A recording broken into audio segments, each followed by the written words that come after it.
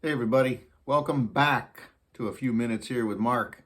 All you men of faith, men of valor, men of honor.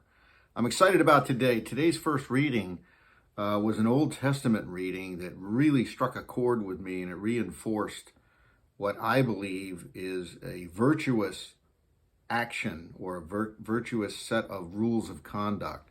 And I just wanted to share this with you for a moment. It's a good day when you got one of these out. So I want to read this to you. It comes from Leviticus, and this is the Old Testament.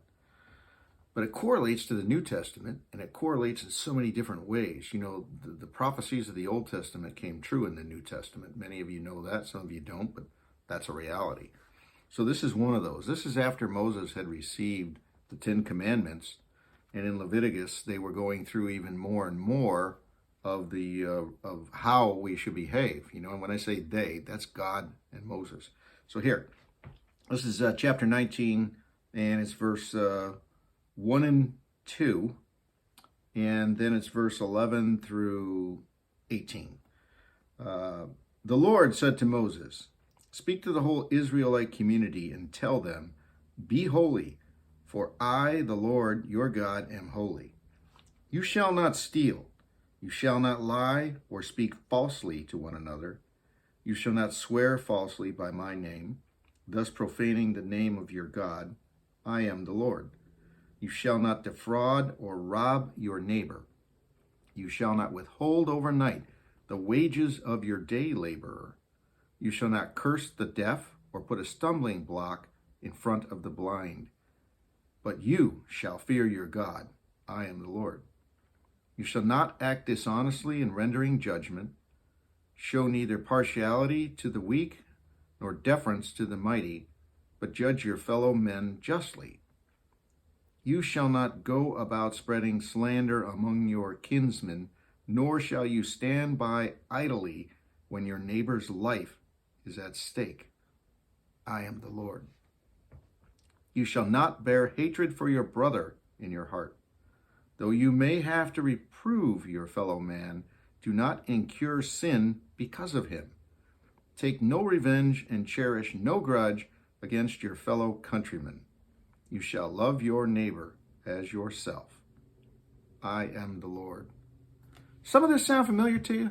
It does to me, and I think it should sound familiar to you. It's an Old Testament preface to the Beatitudes and the New Testament of how you're supposed to treat everybody in the Ten Commandments. It's amazing, the correlation. So it's got the Ten Commandments backbone in it. You can hear pieces of it. It's got the Beatitudes in it, which Jesus gives that Sermon on the Mount about the Beatitudes.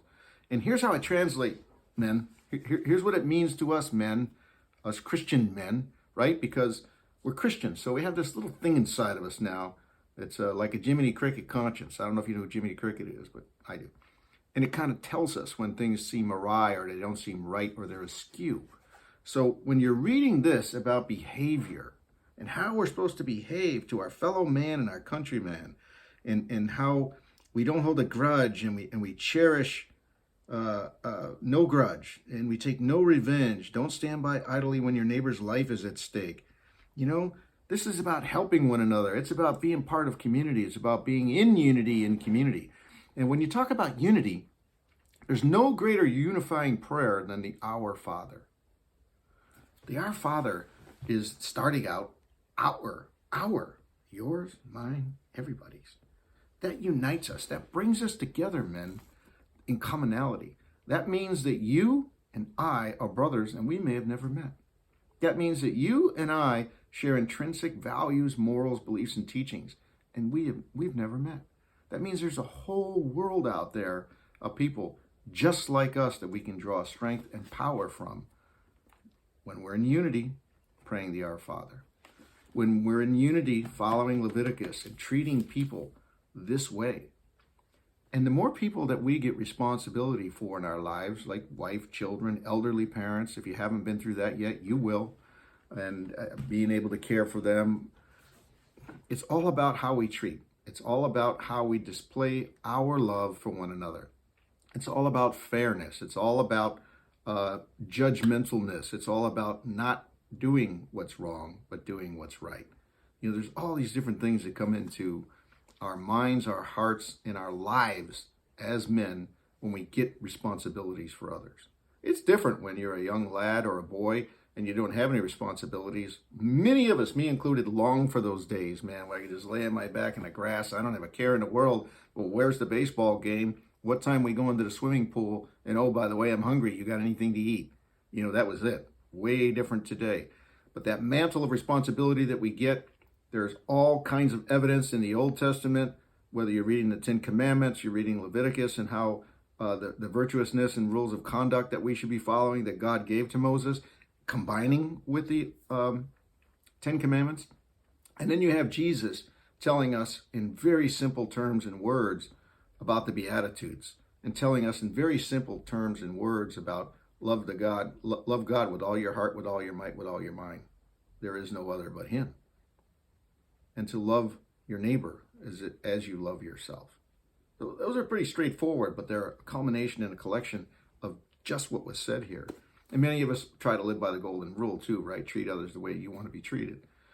All those things are important for us to keep in mind, but here's the crux of what I'm doing today. Here's what I want you to really focus on.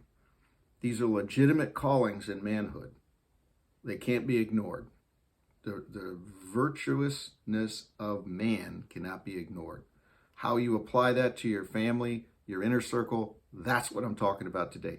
How have you been treating your kids? How have you been treating your wife, your girlfriend, your sons, your daughters, your family members, your extended family members, your elderly parents? How have you been treating them? Are you too busy conquering and too busy trying to do things in the world that you want to do, following your desires and your eyes of lust or your eyes of wonderment and your appetites that you have? Are you busy doing that? Are you able to focus on the great gifts that God has given you as leader, as king, priest, prophet, warrior, friend, mentor, guide? It's all inclusive. I'm trying to bring it together here in this one connection between Old Testament and New Testament. There's thousands of years here between these writings. It's amazing. Generations. At one point, I think that it was counted. There was 40-some generations between the lineage of the birth of the first to the birth of Jesus. It's pretty amazing stuff. Anyhow, God bless you. Have a great day. If you enjoy what I'm doing here and you enjoy what I'm sharing with you, pass it on to people you love and care about the most. Scroll down, subscribe. You get a constant feed in here. And I look forward to meeting you. I'm going to be having a conference soon. We're going to be bringing the Be a Man group together, and we're going to start doing some more coaching and some more interactions and extensive learning, and about an hour-long call. And for those of you that wish, you can just hand signal me, send me an email, whatever, and let me know that you're interested in being involved in those calls. But I will be sending out an email as well for all those that you belong, either subscription here, or you belong to e5leader.com, or you belong to Patreon. You'll all be invited for this series of events. So have a great day. Good being with you. God bless you.